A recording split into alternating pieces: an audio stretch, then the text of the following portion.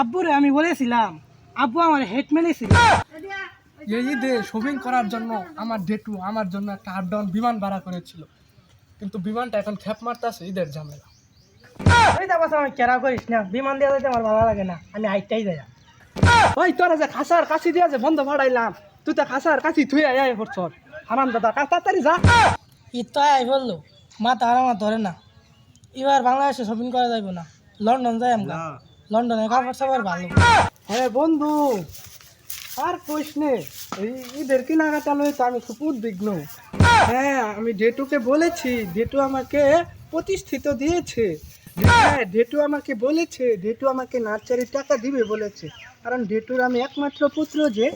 হ্যাঁ বন্ধু, হ্যাঁ তোর লগে পরে কথা কই, এখন রাখ। চাউমিন ম্যানেন কইতাছ। আচ্ছা, এই যে কেনাকাটা কি করবি? মনে তো কিছু চাই না কিনতে, আমি ডেটুকে বলেছি, ডেটু আমি এই দিয়ে এবার কিছু কিনবো না। আব্বুরে আমি বলেছিলাম, আব্বু আমার হেড মেরেছিল।